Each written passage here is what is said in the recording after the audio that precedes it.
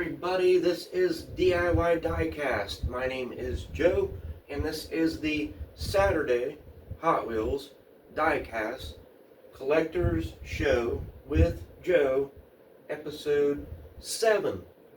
Not particularly in that order, but hey, you get the idea. In today's show, we're going to cover DeLoreans, GTOs, DeLoreans and GTOs.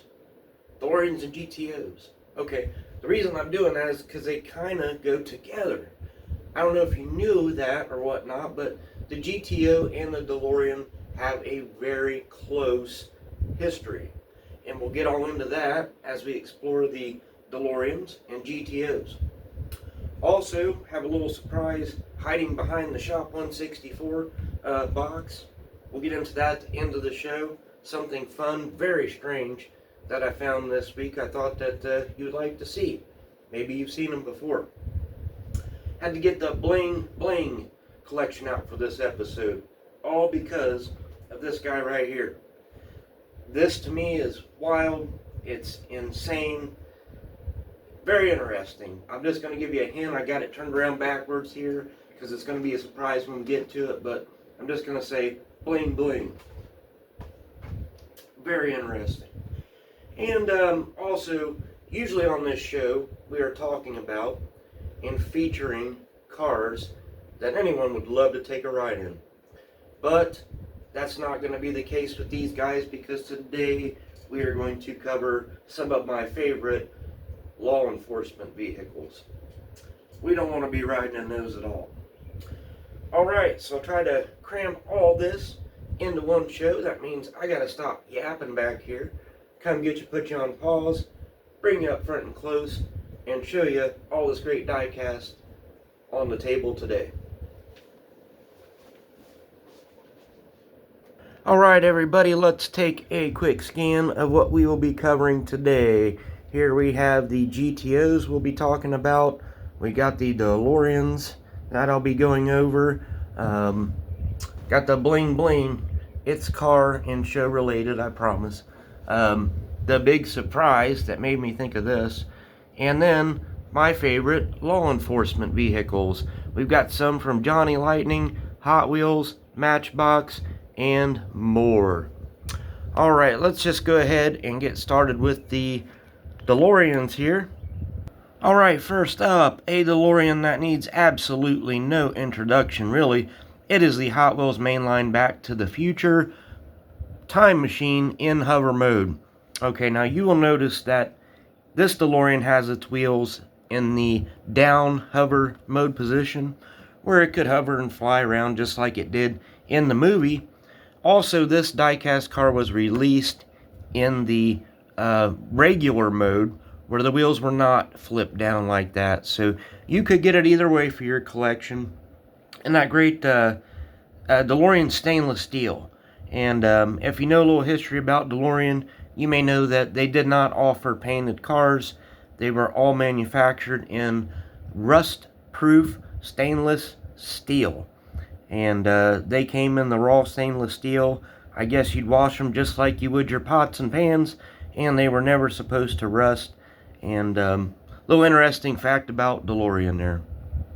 Alright, and I mentioned that DeLorean did not offer cars that were painted any colors, only in the raw stainless steel finish, but Hot Wheels decided to, and they have given us an array of colors. This is a blue release of the DMC DeLorean from Hot Wheels, the 80s series. What do you think about the paint on the DeLoreans?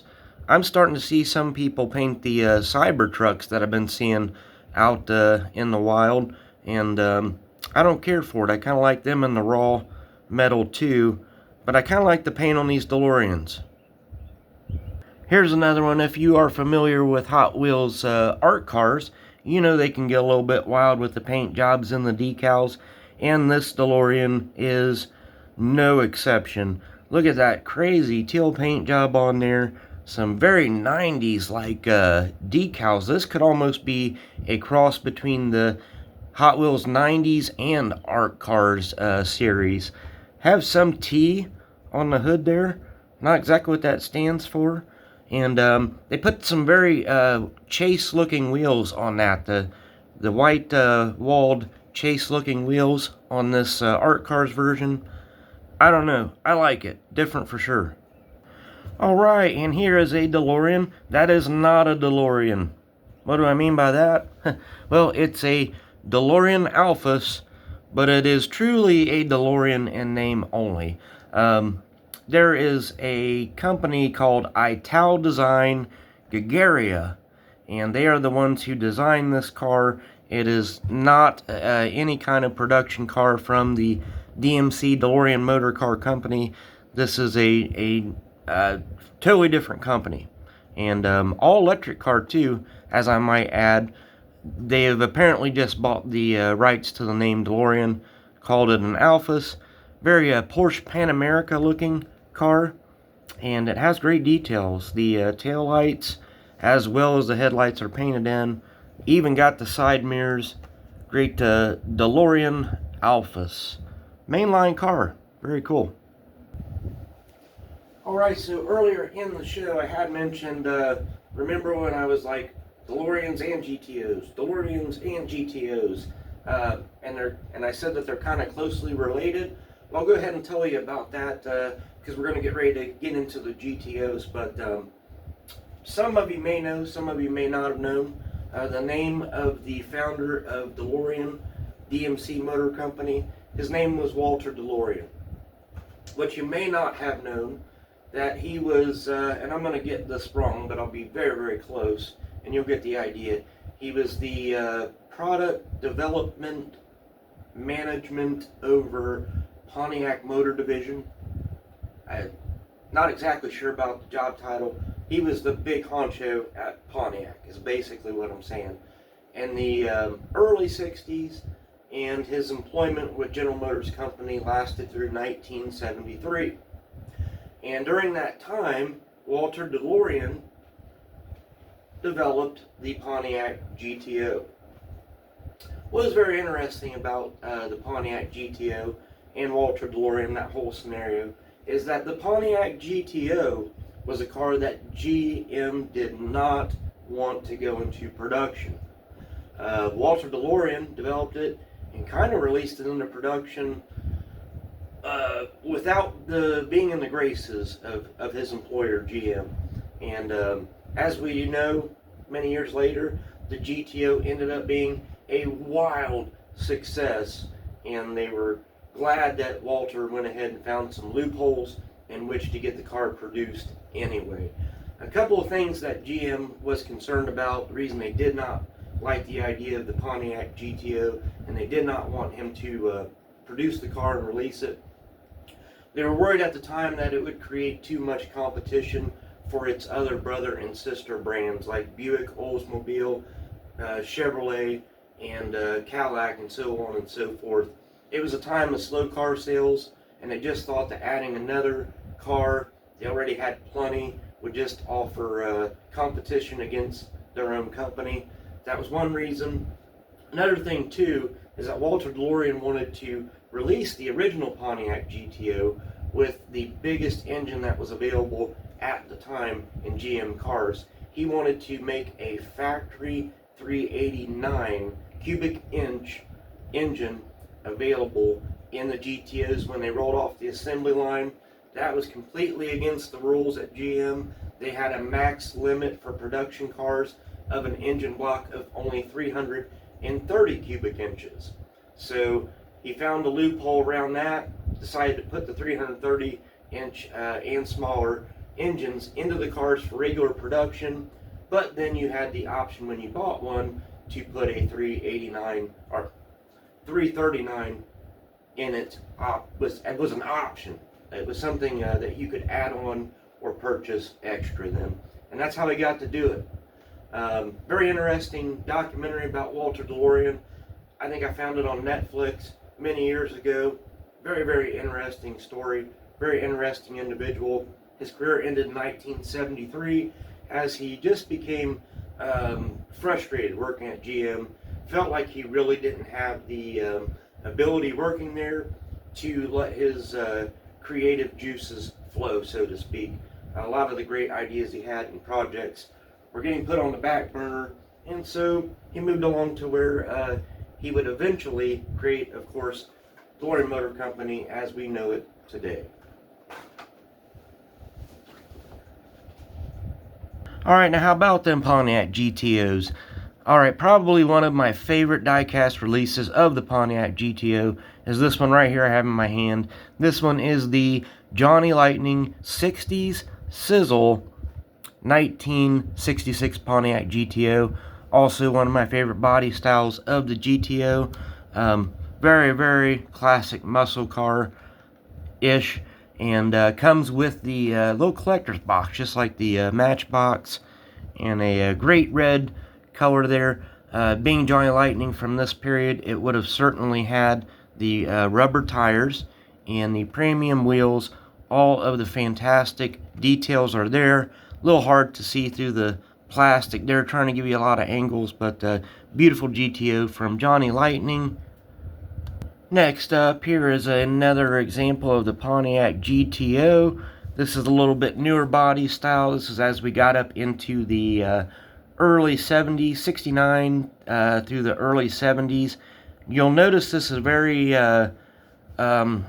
cutlass looking, and basically they have at that time they had taken the old cutlass and put a new front end on it and tail lights, and what a great job they did. Got the yellow walls for this car. Got these staggered big wheels out back and the small ones out front. Beautiful metallic red paint job on this thing, almost copperish in color with the chrome interior, and that is a Hot Wheels mainline release. Here's another color variation of that same GTO that we just looked at in a slightly played with condition. This one is fresh out of my junkyard collection. It is awaiting a paint job and wheel swap. It has a nice kind of antifreeze metallic paint job on it there, and just some little wear on the decals here and there, but another variation of the Pontiac GTO. Alright, here is a very premium Johnny Lightning GTO. Absolutely gorgeous.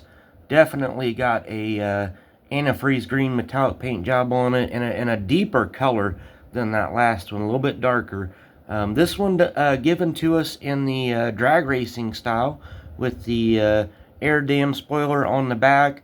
Also gave us the parachute there. Has real rubber red line tires on it. Very, very premium. All the details are there, of course, with it being Johnny Lightning premium, done up very nicely. Going back to the 60s, it's another premium Johnny Lightning GTO, and boy, the details are on point with this one. Again, they gave us a real rubber red letter tires, very period correct for diecast of the 60s, and all of the chrome probably would have been stainless on the real cars. The trim around the windows, they're all there, down to the windshield wipers. Absolutely fantastic details from Johnny Lightning, and a fantastic model of the GTO. And I believe we have, yes, we have an opening hood there. Check out that big, maybe it's that outlawed GM engine. Maybe it is the 339 cubic engine there that Walter put in there. What do you think? Alright, now here is a GTO concept car. This is Hot Wheels 2003 First Editions mainline. They're calling it the GT03. GT03. Get it in the name there. Anyway, you can tell by the front of this very wild looking car, it is trying very hard to be a GTO. Very GTO looking front end on there. Rest of the car, very Camaro-ish looking, in my opinion, with the GTO throwback taillight, and very, very cool concept car released from Hot Wheels, again in 2003. Also part of the 35th anniversary Highway Edition from 1968 to 2003, and another honorable mention for your GTO collection. Alright, and can we talk about Pontiac GTOs without talking about the Holden Monero? Yes, that's what this car it is, called the Holden. This is a car from overseas, England, Britain, somewhere over there. And it was made by Holden Motor Company, and over there they call it the Monero. Now, over here, it was released from Pontiac at the time, in the late 90s there, as their Pontiac GTO. Okay, so they took Pontiac Motor Division, chose the Holden Monero as the car they were going to release their new Pontiac GTO in, and this is it. You may remember these cars from the 90s. A set of dual exhaust on these things. They had V8s in them, and a lot of them were manual speeds. They just sounded wicked. They were very, very cool cars. Some people did not like them, and some of them were Pontiac fans too, just for the simple fact that they had chosen a four-door car to rebadge as the Pontiac GTO. Some people don't care for that kind of thing. When they redid it with the Chargers, you know, some of the hardcore car guys really weren't impressed with them choosing a four-door car to put their classic muscle car name on. But it was pretty successful nonetheless, and there it is, the Holden Monero slash Pontiac GTO. Alright, now let's get into the foolishness, just absolute craziness. Here's the bling bling car I was talking about earlier. Do you see this? Come on, this is the Racing Champions Platinum Plated Precious Metal Series. Okay, this car was also available in 24 karat gold plating. This is a 1/64 scale car that has been plated with platinum, just like a piece of jewelry. Okay, now at limited edition 2, one of 9,999. Okay, but don't let that fool you that it is such low production number, limited edition, and also plated in platinum, because this car is worth absolutely nothing. I'm not kidding you. I mean, I could go over here and open up the window, toss this thing out in the street, and I wouldn't feel one way or the other about it. In terms of value, even though this thing is platinum plated, like a piece of jewelry, even, absolutely worthless. Very interesting, and I wondered, had you ever seen a platinum or actual 24 karat gold plated diecast car? I had not. I ran across this in my collection as I was putting together show content, and I thought it was an honorable mention. And I had an idea of what I might do with this car, since it's not particularly worth that much money as it is as a collectible in the package. Although I do want to point out that this is from a time when diecast NASCAR collecting was hot. This thing used to be worth some money, okay? And that's why they did it, and somebody took a big loss buying this when they bought it brand new. I got it for a couple bucks, I'm sure somewhere along the line years ago, but somebody paid up for this thing back when NASCAR collectibles were worth big money. Unfortunately for those collectors, just not the case today. So I thought what I might do, I got the old bling collection out here, and I thought I might take my iced out Death Row Records pendulum pendant off of my chain here and replace it with the platinum card there. How would that look hanging around your neck? The platinum card there. I mean, if we're going to get ridiculous, let's just go all the way, right? Make a platinum plated 1/64 diecast necklace out of the thing, like Flavor Flav, you know? Then while I was looking for that to do that funny example with, I also thought about another thing that was in my jewelry collection here that very cool and interesting too. Ford fans, how about this fantastic Mustang ring here? Yep, silver and onyx, fantastic Mustang badge in there. Got the Ford engraved into it there.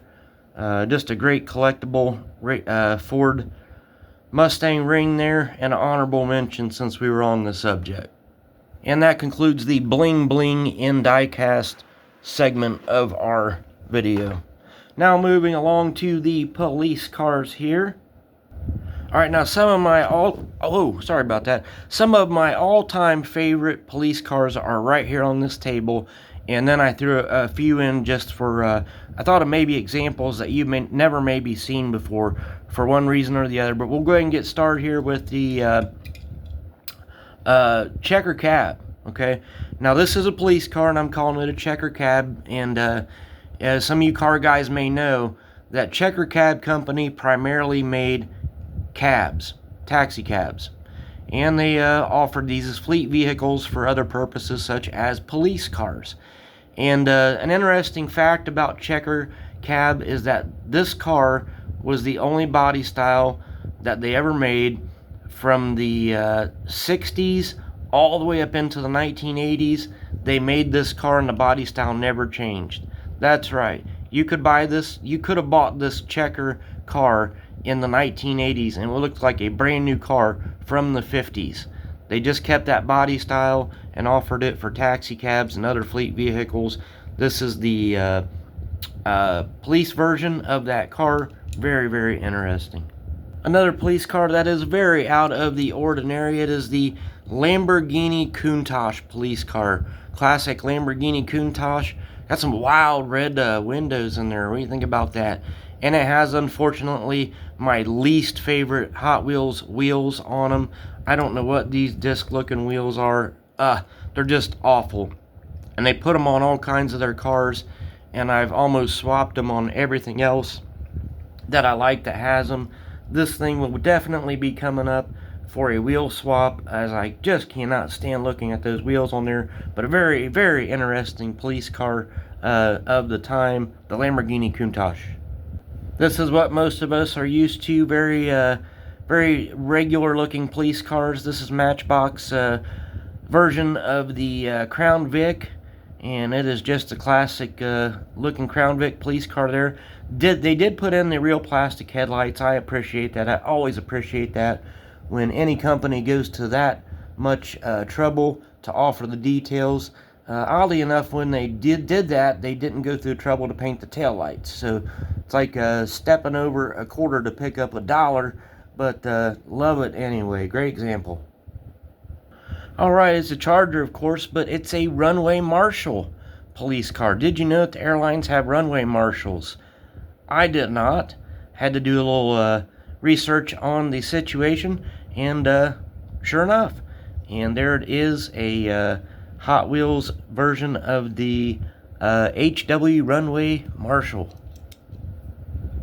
Here's another Dodge Charger police car. It is the Charger Drift from the Metro series. Got the Track Pursuit decals on it and a big wing on there. It's a drift police car. How cool. Alright, now here is what happens when a food truck and a police car get together and have a baby. This is the Matchbox Police Mobile Command Center. Basically, it is a police station on wheels. They could take this to the scene of a crime. Very ice cream truck looking. Whatever that emblem is, I suppose it's a magnifying glass behind a law enforcement badge. Kind of even looks like a popsicle there, doesn't it? Got the window where you could sell those orange push pops out of. Just saying. And another interesting thing about this too, it has a trailer hitch on it. One of the rare models that actually has a trailer hitch. You could trailer this thing up and put your Countach on the back and take this thing to the high schools to do the DARE program or whatever. How about that? Very, very interesting. Thought this would be an interesting mention because maybe this is a real car and I just don't know what it is. It's kind of from the front Mustang Fox body-ish looking, but we know it's not because it's a four-door and they never made a Fox body or a Mustang four-door at all. I don't know what this is. They only call it the police car from the Rescue Rookie series, but there it is, very interesting. And this is just a good example of the oddball kind of stuff that you have to seek out if you collect law enforcement vehicles individually. Probably a pretty hard one to find by now. Here is a classic with the corner chopped off for weight reduction. The proper chopper. Now, this was a very, very widely used casting throughout the 80s into the 90s. It was available in lots of different variations. There is the police one, like you see here. There was a fire rescue copter. There was a medic unit. There was a news helicopter with various different news station decals on the side, offered in a lot of different variations. And there is the police version there. Okay, we've talked Chargers and Lamborghinis. How about a Mustang law enforcement vehicle? This is probably more of a security vehicle. It says something like community safety crew or something like that on the decals. But what is interesting about this car is that this was, I got this out of the mystery packages. Those ones that you don't know what's in it, but you open it up. This came out of that. I haven't seen it anywhere else, not in a 5-pack or anything. I believe it is fairly exclusive to the mystery pack in this variation, and going to be another somewhat hard to find one for you hardcore law enforcement and security vehicle collectors. Alright, now in some of my older vehicles, we have featured Racing Champions premium cars before, and let's not discount them when it comes to the quality department. Racing Champions, don't you be fooled. They were one of the absolute premium diecast producers for their time. Certainly more well known for their NASCAR collectibles, but boy, when they went through the trouble to put something else like this fantastic Ford shoebox police car here from the state of Maryland, I mean, they went all out with the details. No expense was spared. We got the fantastic add-on searchlight on there, real rubber tires, just amazing quality on that great shoebox classic Ford police car. Here Racing Champions has done it again with the, I believe this is a 58 Edsel. Edsel, of course, not lasting in the business too long as a car company. It's got a flip-up hood there, by the way, too. Opens up backwards on the Edsel to expose that V8 engine in there. Got a cherry up on top, and lots of great details. Rubber tires. Again, Racing Champions knocking it out of the park with the details. Short-lived motor company, Edsel, either the son or grandson of Henry Ford. I can't remember which it is. I think the grandson, being in the 50s, making this car. But people thought this car was very ugly, and they just didn't buy it. Long story short, 3 or 4 years they were in business, I believe, and they just didn't sell enough to stay into production. The Ford Edsel there. Alright, now if you needed to move a lot of inmates from one place to another, this was a great option. This is the GMC County Sheriff Transport Bus. Again, if you need to move a lot of inmates at one time, let's say you were taking them on a field trip, oh, I don't know, to Chuck E. Cheese or whatnot, you would need some vehicle that would haul a lot of people in one swipe, and that was a very efficient way to do it there. A very nice casting from Johnny Lightning. I also have that very same bus available in the Partridge Family TV movies series, and there it is. Fantastic.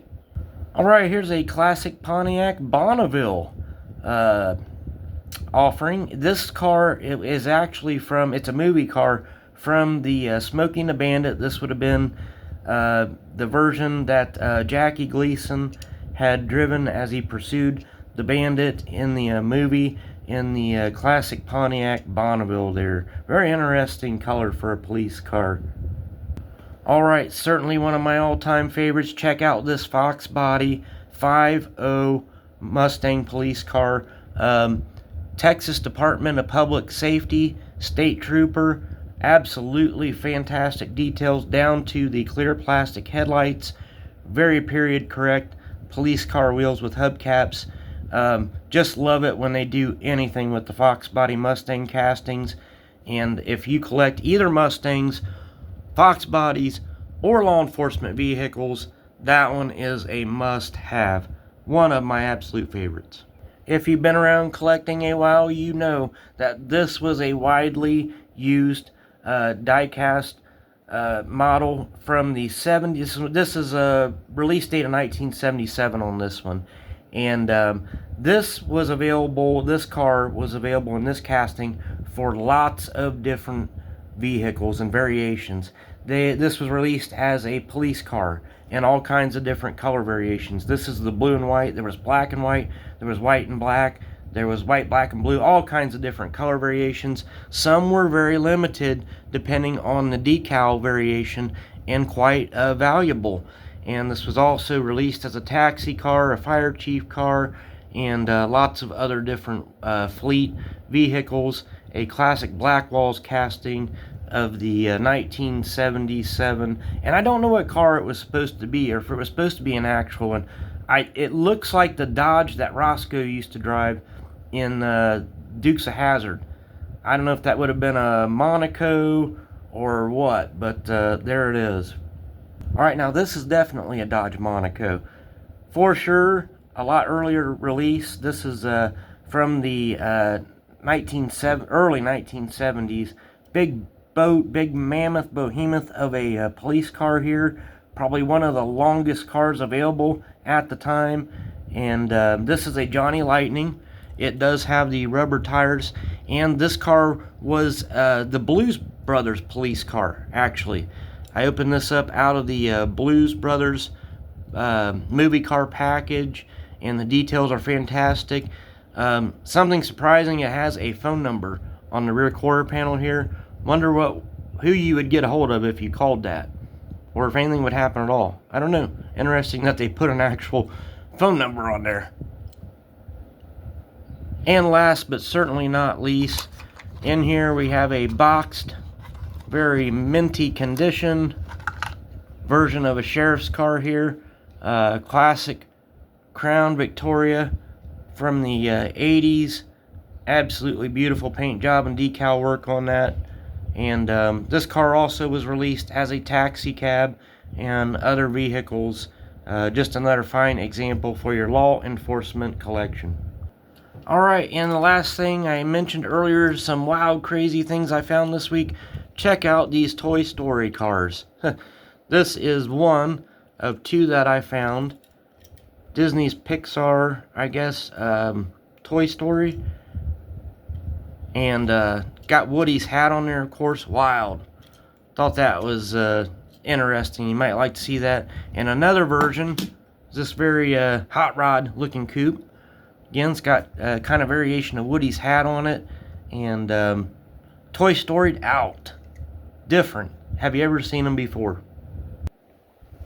Alright, that is going to do it. Thanks for hanging out with me today as we looked at these fantastic examples die-cast cars here.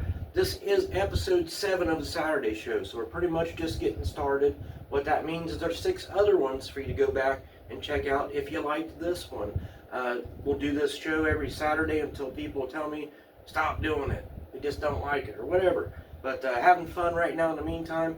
Also, even though we're just getting started on the Saturday show, we have over 100 vehicles here at DIY Diecast in our content for you to go back and check out on all things diecast, including a large library of shorts where we do a lot of wheel swaps and customizations that are easy to watch. They only last about 20 to 30 seconds. I think currently we have over 140 episodes on DIY Diecast for you to go back into our content and watch. If you enjoyed this, give us a like and subscribe so you don't miss us the next time. We certainly don't want to miss you.